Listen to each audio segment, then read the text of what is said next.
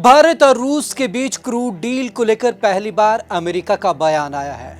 Joe Biden ने कहा है कि रूस और यूक्रेन के युद्ध के दौरान भारत का रवैया अस्थिर रहा और साफ तौर पर इस बार जो उन्होंने नाराजगी जाहिर की वो खास तौर पर भारत और रूस के बीच क्रूड ऑयल डील को लेकर की। उन्होंने कहा कि ऐसे वक्त में ये सब होना कहीं ना कहीं भारत और अमेरिका के रिश्तों में भरोसे को घटाता है। तो चलिए आपको खास रिपोर्ट में दिखाते हैं कि आखिरकार जो बाइडेन पूरे मामले पर क्या कुछ कह रहे हैं। क्वेड के 4 में से 3 देश रूस के खिलाफ।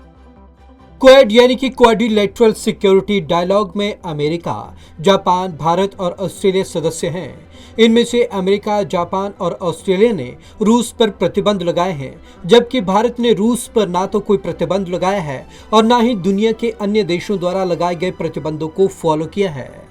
पाकिस्तान पीएम ने की थी तारीफ। रविवार को पाकिस्तान के मलकान शहर में एक रैली के दौरान प्रधानमंत्री इमरान खान ने कहा, मैं हमारे पड़ोसी मुल्क भारत की तारीफ करता हूं। उन्होंने हमेशा अपनी फॉरेन पॉलिसी आजाद रखी। आज हिंदुस्तान अमेरिका और पश्चिमी देश से मिला हुआ है। क्वेड में भारत ने अमेरिका के साथ अलायंस कर रखा है। इसके बावजूद भारत कहता है कि वो न्यूट्रल है। रूस पर दुनिया ने पाबंदियां लगा रखी हैं, लेकिन भारत उससे तेल खरीद रहा है क्योंकि इंडिया की पॉलिसी अपने लोगों और अपने आवाम के लिए है।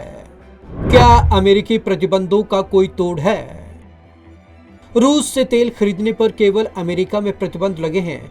भारत फिलहाल रूस से तेल खरीद तो सकता है, लेकिन पेमेंट में परेशानी आ सकती है। कुछ एक्सपर्ट्स का कहना है कि भारत और रूस रुपए और रूबल में कारोबार के बजाय वाटर सिस्टम की तर्ज पर कारोबार कर सकते हैं, जैसे ईरान पर प्रतिबंध के दौरान भारत ने किया था। ईरान के साथ प्रतिबंधों के वक्त दोनों देशों ने वाटर सिस्टम अपनाया था, यानी कि भारत जितना तेल ईरान से खरीद रहा था उतनी कीमत का गेहूं ईरान भारत से खरीद लेता, जिससे पैसे के लेन देन की जरूरत नहीं पड़ती।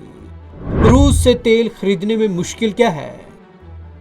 रूस दुनिया भर में तेल का तीसरा सबसे बड़ा उत्पादक है। वहीं पहले नंबर पर अमेरिका और दूसरे नंबर पर सऊदी अरब है। इसके साथ ही रूस हर दिन 10.7 मिलियन बैरल कच्चे तेल का उत्पादन करता है। इसमें से आधी से ज्यादा मात्रा यूरोप जाती है। ऐसे में सबसे बड़ा सवाल ये है कि जब यूरोप की तेल और गैस की जरूरतें रूस पूरा करता है, तो भारत का सबसे अहम साथी होने के बाद भी रूस से सिर्फ 2% ही तेल खरीदता है। एनर्जी एक्सपर्ट्स की क्या है राय?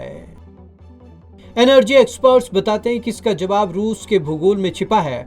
रूस के वह क्षेत्र जहां क्रूड ऑयल का उत्पादन होता है वह ईस्टर्न इलाके से थोड़े दूर हैं। इसके साथ ही नॉर्थ वाले इलाके आर्कटिक क्षेत्र के पास हैं। ऐसे में यहां ज्यादातर समय बर्फ जमा रहती है, जिससे तेल लाने में दिक्कत होती है। वहीं तीसरा रास्ता है ब्लैक सी का, जो इस समय यूक्रेन पर रूस के हमले के कारण बंद पड़ा हुआ है। खरीदारी से पहले किन पहलुओं पर रखना होगा ध्यान? क्रूड खरीदने से पहले कई पहलुओं का भी ध्यान रखना पड़ता है। जैसे जब हम क्रूड ऑयल मंगाते हैं तो उसे रिफाइन करते हैं। हर जगह का क्रूड ऑयल थोड़ा अलग अलग होता है। इसके बाद ये देखा जाता है कि इस क्रूड को कहाँ रिफाइन किया जा सकता है। इसीलिए किसी भी देश से तेल खरीदने के दौरान ये पैमाना भी देखा जाता है। वहीं रूस की सबसे बड़ी तेल कंपनी रासनेफ्ट ने गुजरात के जामनगर में अपनी रिफाइनरी लगाई है।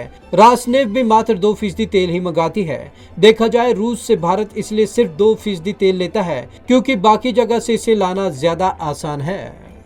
खाड़ी देशों से क्रूड ऑयल खरीदने पर भारत की स्थिति। जैसे कि खाड़ी देशों से भारत 60% क्रूड ऑयल लेता है। साथ ही समुद्री जहाज से यह तेल सिर्फ 3 दिन के अंदर भारत पहुंच जाता है। इससे किराया भी कम लगता है।